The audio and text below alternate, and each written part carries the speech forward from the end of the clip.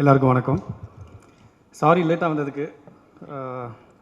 இது ஒரு unexpected plan. திடீர்னு சொன்னாங்க, நான் வேறு ஊரில் இருந்தேன். ஸோ அடித்து பிடிச்சி டக்கு டக்குன்னு ஓடி வந்துட்டேன். ஸோ மன்னிச்சிடுங்க. திரௌபதி பார்ட் 1 எந்த அளவுக்கு பண்ணிச்சோ இந்த படம் அதை விட நல்லா பண்ணோன்னு நாங்கள்லாம் நம்புகிறோம். நீங்களும் ட்ரெயிலர்லாம் பார்த்துருப்பீங்க, பிடிச்சிருக்கோன்னு நினைக்கிறோம்.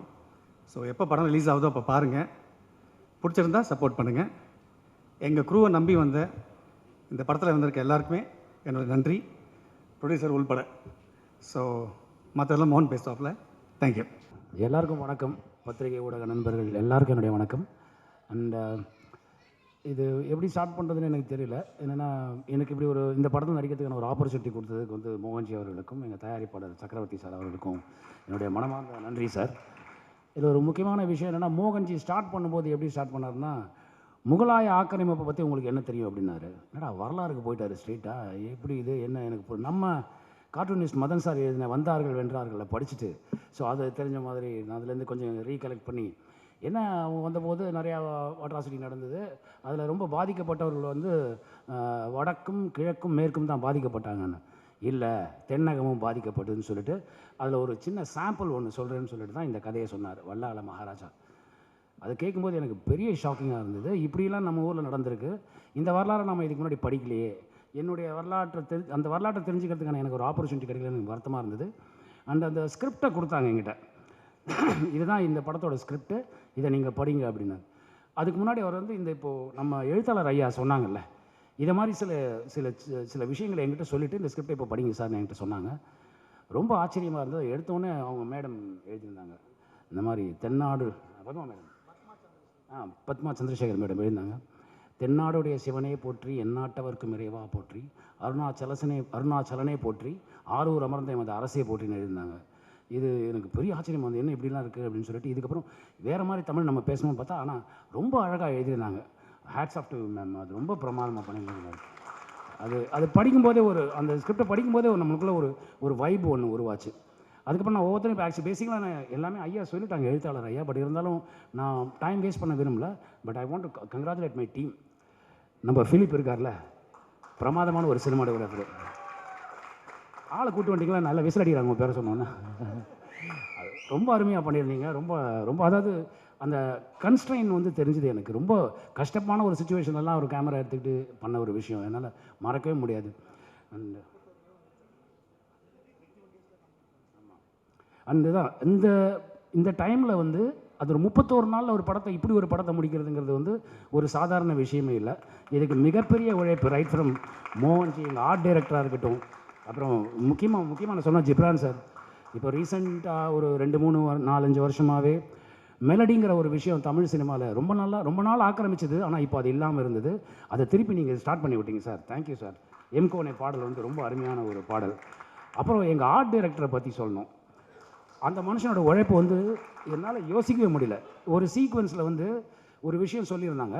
ஆனால் அதில் எப்படின்னா, ஒரு மனுஷனை கொன்னுட்டு அவனை தலையை மட்டும் விட்டுட்டு உடம்பை தோலோடு மாட்டி விட்டுருவாங்க. அப்படி ஒரு சுச்சுவேஷன் ஒன்று இருந்தது. அதுக்கு அவர் பண்ணியிருந்தார் பாருங்கள் அந்த செட்டப்பு. என்னால் மறக்க, நிஜமாகவே ஒரு மனிதனை பார்த்த மாதிரி இருந்தது. ஒரு எலும்பும் சதையும் இல்லாத ஒரு மனிதன் தொங்கினா எப்படி இருக்கும், அப்படி இருந்தது. அதுக்கப்புறம் அவரோட இன்னொரு விஷயத்த சொல்லணும். நாங்கள் பாம்பேயில் அந்த ஸ்டுடியோவில் ஷூட் பண்ணிட்டு இருந்தோம். அப்போ இவர் நாங்கள் ஒரு சிவ பூஜை பண்ணுற மாதிரி ஒரு செட்டப் ஒன்று இருந்தது. அதை பண்ணிவிட்டு நாங்கள் அதுக்கான வேலைகளை பண்ணிகிட்டு இருந்தோம். எல்லாருமே அந்த முனைப்போடு ஒர்க் பண்ணிகிட்டு இருந்தோம். அங்கே பக்கத்தில் மராட்டி தியேட்டர் ஆர்டிஸ்ட் அவங்க வேறு ஒரு படம் பண்ணிகிட்டு இருந்தாங்க. இந்த சவுண்டு நம்ம படத்தோட அந்த பாடல் மியூசிக் ஒரு சவுண்டெல்லாம் வச்சு அவங்க எட்டி பார்த்தாங்க என்ன நடக்குதுன்னு சொல்லிட்டு. அப்படியே அவங்க ஜா ட்ராப் மாதிரி நின்று பார்த்துட்டே இருந்தாங்க.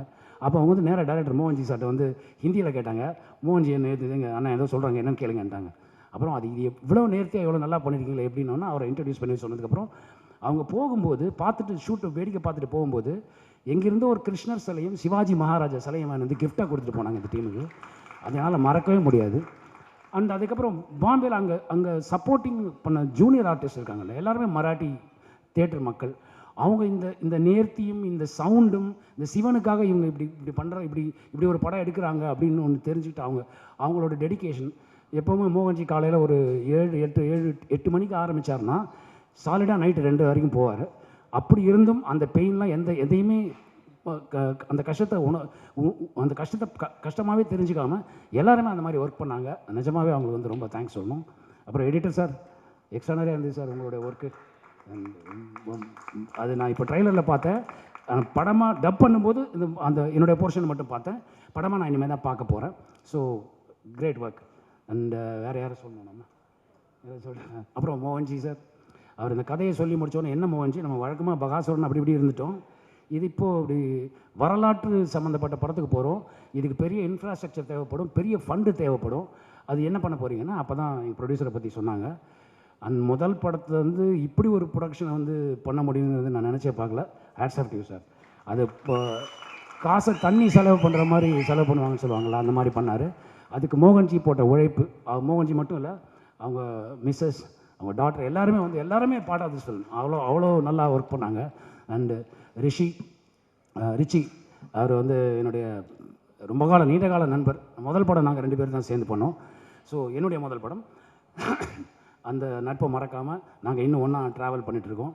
அவர் காலையில் 4 மணிக்கு ஒர்க் அவுட் பண்ண ஆரம்பித்தார்னா படம் முடிச்சுட்டு ராத்திரி 1:30 மணிக்கு போய் படுக்கிற வரைக்கும் அவர் இந்த சிந்தனையிலே இருந்தார். அவருடைய உழைப்பு பெருசு. எங்கள் ஹீரோயின் ரொம்ப அருமையாக பண்ணியிருந்தாங்க. அவங்க திரௌபதி. அவங்களுக்கு வந்து உங்களுக்கு பெரிய ஃப்யூச்சர் இருக்குங்க. அர்ச்சனா இந்துச்சூடன், அவங்களுக்கு பெரிய ஃப்யூச்சர் இருக்குது.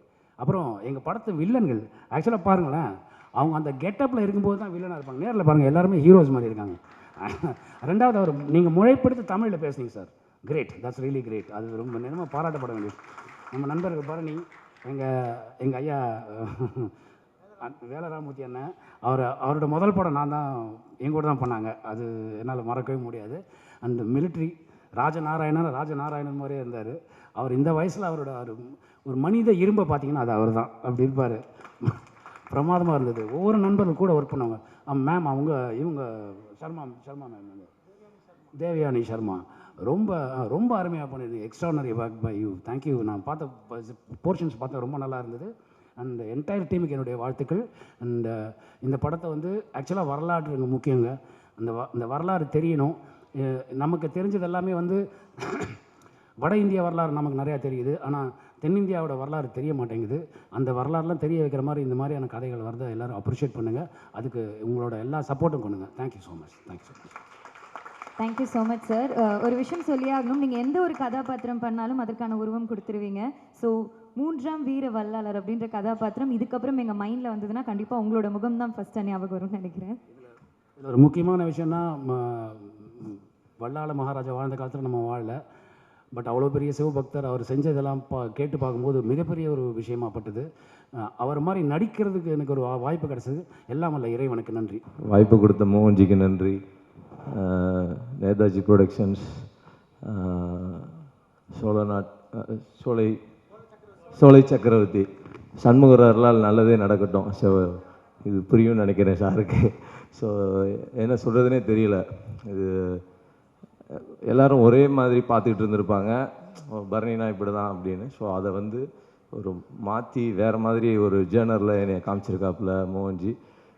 படத்துலேருந்து பேசிக்கிட்டே இருக்கோம், அதான் ஏதாவது ஒரு நல்ல விஷயம் செய்வோனேன்னு சொல்லிட்டு. ஸோ அது இறைவனர்களால் இந்த திரௌபதி 2ல் நடந்தேறினதுக்கு நான் இறைவனுக்கு நன்றி சொல்லிக்கிறேன். ஸோ இந்த மேடையில் இருக்க எல்லாருமே என்னுடைய நண்பர்கள். ஸோ எல்லோருக்கூடையும் ஒர்க் பண்ணியிருக்கேன், ரொம்ப சந்தோஷமாக இருக்குது. எங்கள் ஊருக்காரரு ஐயா வேலராமூர்த்தியாக இருக்கட்டும், எங்கள் அண்ணன் நடராஜா இருக்கட்டும். ஸோ எல்லாருமே வந்து எனக்கு வந்து உங்களுக்கு நடிகர்கள், எனக்கு எல்லாமே உறவுகள். ஸோ ரொம்ப சந்தோஷமாக இருக்குது. அண்ணன் குட்டிப்புலி முத்தா அண்ணன், எல்லாருக்கும் ரொம்ப சந்தோஷம். எல்லோரும் இந்த படத்தை பெருசாக கொண்டாடுவீங்க நான் நம்புகிறேன். கண்டிப்பாக ஒவ்வொருத்தரும் பார்க்கும்போது தேச உணர்ச்சி பெருக்கெடுக்கும், புல்லரிக்கும், ரொம்ப நல்லாயிருக்கும். அதை தாண்டி இந்த மோகன்ஜியோட உழைப்பு, அபரிவிதமான உழைப்பு. ஸோ அவருடைய உழைப்புக்காகவே இந்த படம் மிகப்பெரிய வெற்றி அடையணும். அப்புறம் மோகன்ஜிக்கு அடுத்து அவருடைய கண்ணு யார், பிலிப் சுந்தர்.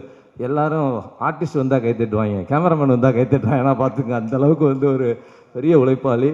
ஸோ ஒரு 500 குடும்பம் கடுமையாக உழைச்சிருக்கு. இந்த தயாரிப்பாளர் அடுத்தடுத்து ஒரு 500 குடும்பம் 1000 குடும்பத்தை வாழ வைக்க தயாராக இருக்கார். ஸோ அதனால் இவரை கெட்டியாக பிடிச்சிக்கிட்டு இந்த படம் ஜெயிச்சிடணும்னு நான் தாழ்மையாக கேட்டுக்கிறேன். நன்றி, வணக்கம். ஊடக நண்பர்களுக்கும் திரௌபதி குடும்பத்தாருக்கும் மேடையில் அமர்ந்திருக்கும் நட்சத்திரங்களுக்கும் தொழில்நுட்ப கலைஞர்களுக்கும் என் சிறந்தாழ்ந்த வணக்கம். என்னுடைய குற்றப்பரம்பரை நாவலில் என்னுடைய முன்னுரை வெகு நாளாய் தீ வளர்த்தது தான் டைட்டில். குற்றப்பரம்பரை நாவலோட முன்னுரைக்கு வெகு நாளாய் தீ வளர்த்தேன் டைட்டில். எனக்குள்ள சில வருஷங்களா மோகன்ஜின்னு ஒரு இயக்குனர் தமிழுக்குள்ளே வந்ததுலேருந்து அப்படியே எனக்குள்ள ஒரு அப்படியே இந்த தீ வளர்ந்துக்கிட்டே இருந்துச்சு, எரிஞ்சுக்கிட்டே இருந்துச்சு. இவர் படத்தில் எப்படா நடிக்க போகிறோம் அப்படின்னு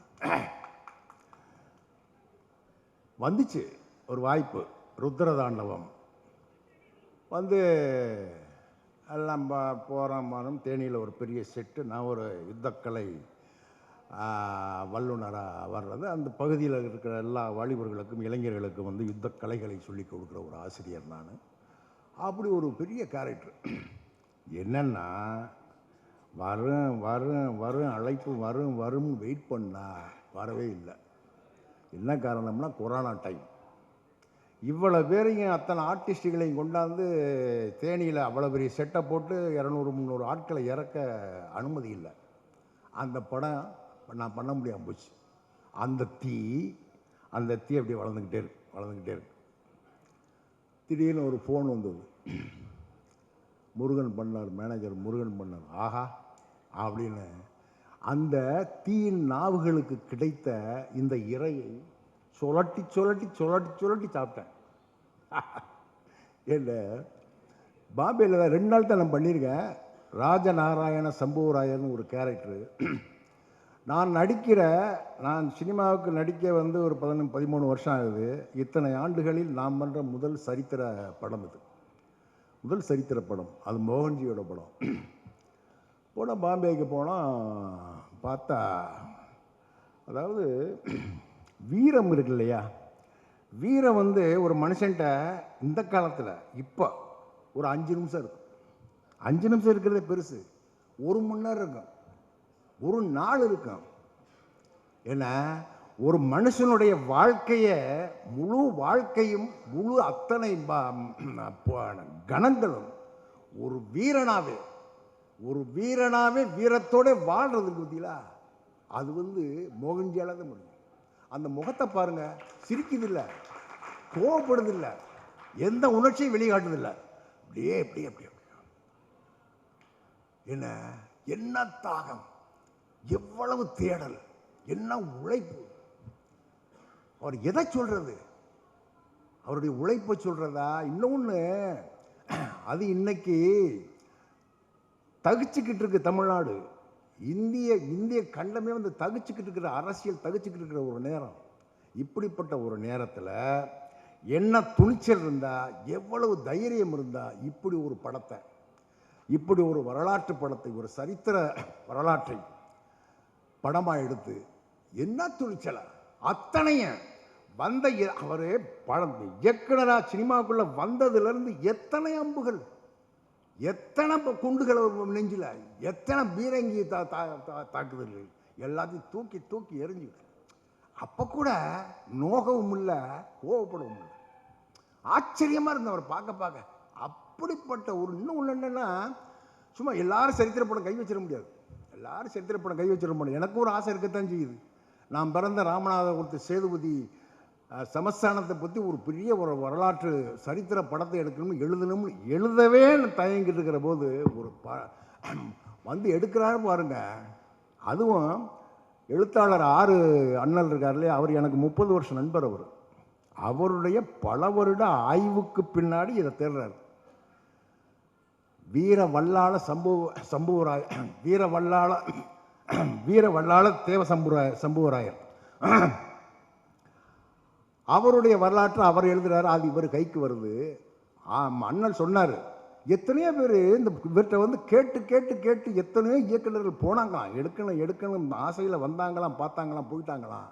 ஆனால் மோகன் கையில் கிடைச்சி என் கனவெல்லாம் அப்படியே கொண்டாந்து கண் முன்னால் நிறுத்திட்டான் என் தம்பி அப்படின்னு. இன்னொன்று,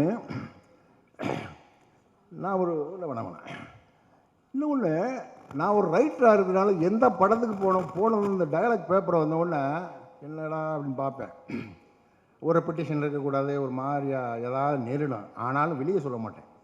ஆனால் இந்த படத்தில் இந்த கேரக்டருக்கு எனக்கு வந்தது பக்கம் பக்கமாக வசனம். 14ஆம் நூற்றாண்டு கதை, 14ஆம் நூற்றாண்டு கதை. அந்த தமிழ் வேணும். அந்த தமிழும் என்ன பார்வையாளனே நெருக்கிடக்கூடாது, நடிகனையும் நெருக்கிடக்கூடாது. அப்படிப்பட்ட ஒரு அழகான ஒரு அற்புதமான தமிழில் படிச்சுட்டு பேச பேச பேச பேச வாயில் சந்தனமாக மணக்குது. அப்படிப்பட்ட ஒரு வசனத்தை அவங்க மேடம், உங்களை தான் மேடம், நீங்கள் தானே எழுதினது டயலாகு. யார் டயலாகு? ஓ ஏன்னா அப்படிப்பட்ட ஒரு வசனம். அது மட்டும் இல்லை, கேமராமேன், டிஓபி, ஆர்ட் டைரக்ஷன். பாம்பேயில் நடக்குது, ஷூட் நடக்குது. பாம்பேலேருந்து ஒரு 35-40 கிலோமீட்டர் அந்த ஸ்டுடியோ. போனால் பாருங்கள், நம்ம ராமோஜி ஃபிலிம் சிட்டியில் எத்தனையோ படங்கள் நடிச்சிருக்கேன். நம்ம அப்படி இருக்கு உள்ளே போனால் நம்ம பார்வைக்கு நடிக்கிற போதெல்லாம் பெருசாக தெரியலைங்க. அந்த செட்டு, அந்த இதெல்லாம் அவ்வளோ நடிக்கிற போது எங்களுக்கு தெரியல. பாருங்கள், விஷுவலாக எல்லாம் என்ன எத்தனை வித்தையை வச்சிருக்காரு இந்த மோகன். இது அனைத்தும் ஆர்ட் டைரக்ஷன்லேருந்து ஜிப்ரான் மியூசிக்கை கொளுத்திட்டீங்க நீங்கள். 2026 முக்கியமான படத்தை முக்கியமாக நம்ம ஸ்கோர் அடிச்சிருக்கீங்க. இன்னொன்று தயாரிப்பாளர் சோழ சக்கரவர்த்தி, எங்கள் ஊருக்காரர் தான். அவருக்கு முதல் படங்க செட்டில் பார்த்தா அவரோட ஃபேமிலியோட ஒரு ப்ரொடியூசரே கிடைக்கல. வழியே போய் சொன்னாங்க, இவர் தான் ப்ரொடியூசர்னு சொன்னாங்க. அவர் ஆர்டர் இருந்தார். இல்லை, முதல் படம் அடிச்சார் பாருங்க, சிக்ஸரு. ஒரு சிக்ஸர் இல்லை, 2-3 சிக்ஸர் அடிச்சிருக்காரு. யாரு கிடைக்கும் இப்படி ஒரு திரௌபதி படம்? இன்னைக்கு பொங்கலுக்கு பொங்கலே திரௌபதி பொங்கல். ஏன்னா இப்படிப்பட்ட ஒரு அடி முதல் படத்தில் அடிச்சிருக்கீங்கன்னா உண்மையிலேயே நீங்க கொடுத்து வச்சவர். நீங்க மோகனுக்கு இந்த படத்தை கொடுத்து கொடுத்தீங்க, நீங்க உண்மையிலேயே கொடுத்து வச்சவர். இந்த வாய்ப்பு இல்லை, இது மாதிரி சந்தர்ப்பம் எந்த தயாரிப்பாளருக்கு கிடைச்சதுக்காக நினைக்கிறேன். அப்படி ஒரு அருமையான படத்தை என்ன ப்ரொடியூசர் அப்படி அத்தனை பேர் நட்டி, நம்ம தலைவர் நட்டி அவரெல்லாம் பார்த்தீங்கன்னா அப்படி இருக்கார்.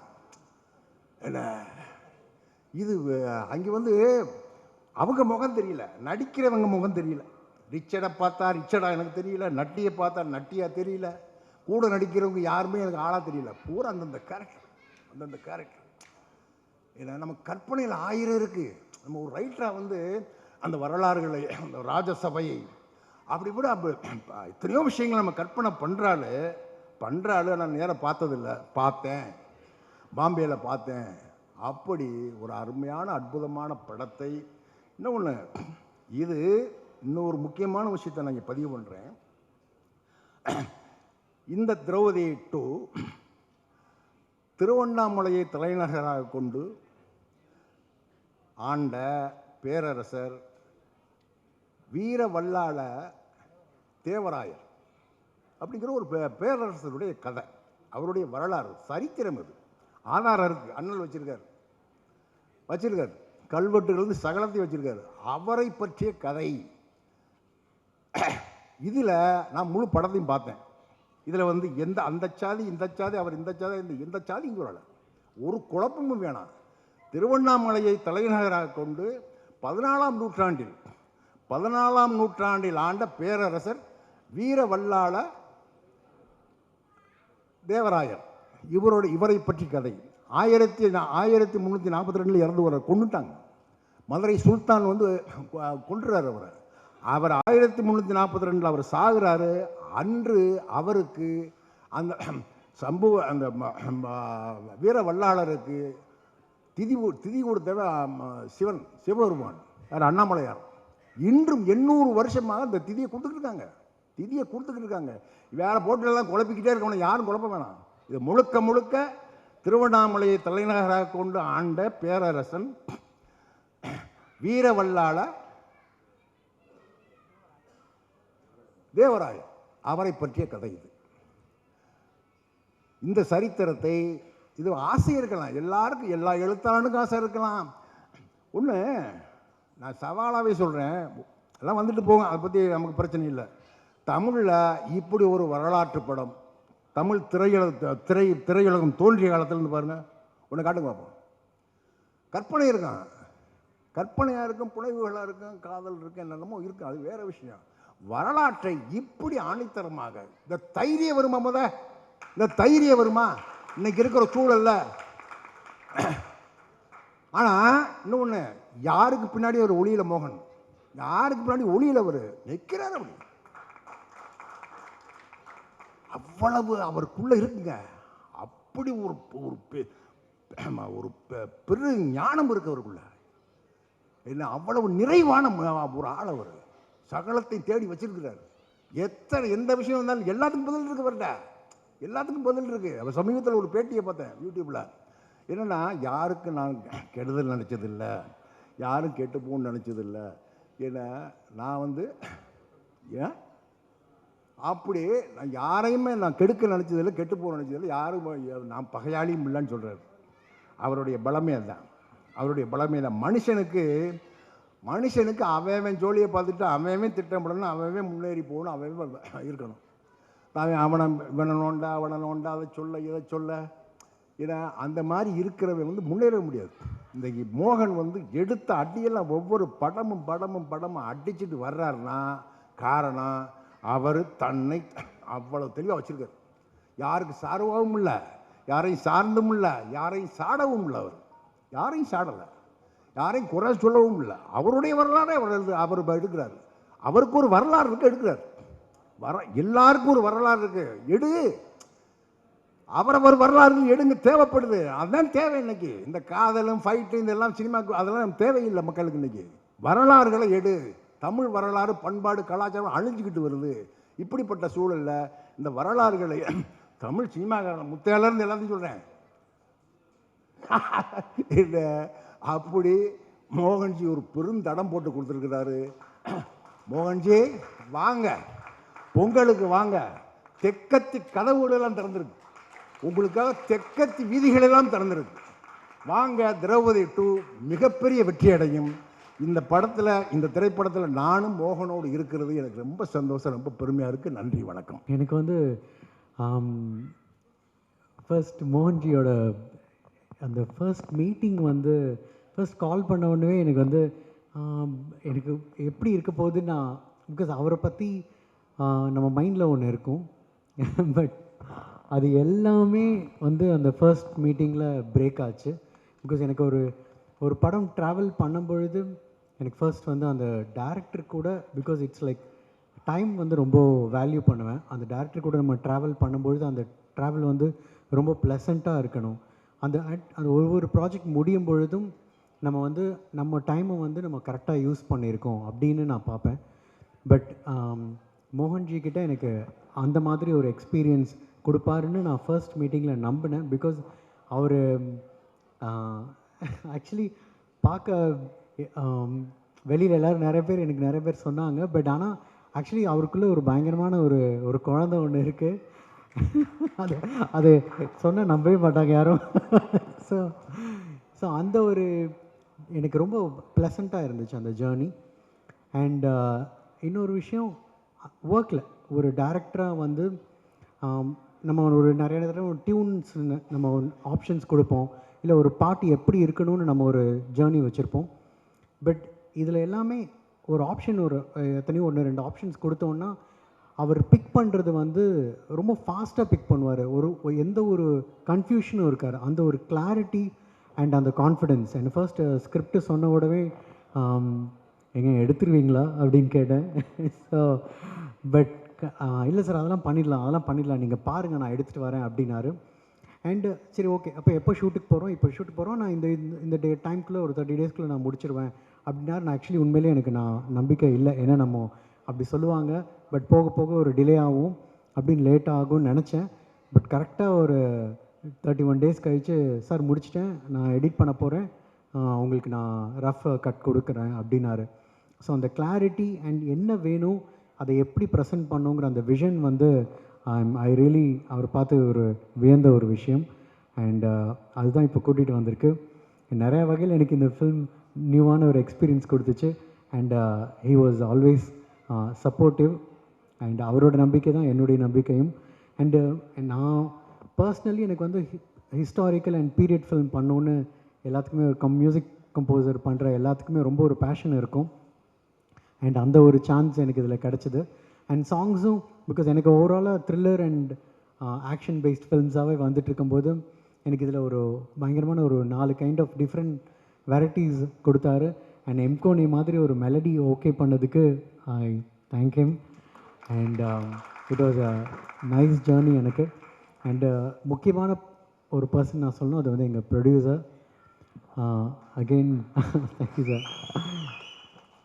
ஏன்னா இந்த படம் திரௌபதி 2 அப்படிங்கிறது அதுக்கு பின்னாடி ஒரு பெரிய ஒரு வேல்யூ ஒன்று இருக்குது. அண்ட் அதுக்கு பின்னாடி நிறையா ஒரு கான்ட்ரவர்சிஸும் இருந்திருக்கு. பட் அதை தாண்டி இது வந்து சொல்லப்பட வேண்டிய ஒரு ஹிஸ்டாரிக்கலான ஒரு விஷயம் அப்படின்னு நானும் நம்புகிறேன். அண்ட் அதுக்கு உயிர் கொடுத்ததுக்கு I really appreciate you sir. And அவங்க கூட நாங்கள் பேக் டு பேக் பண்ணுறோம். அண்ட் ஃபில்ம் நல்லா வந்திருக்கு. இப்போவும் ஆக்சுவலி பேக்ரவுண்ட் ஸ்கோரில் கரெக்ஷன்ஸ் போயிட்டுருக்கு. And hope you will also like it. Thank you. Thank you sir, thank you so much.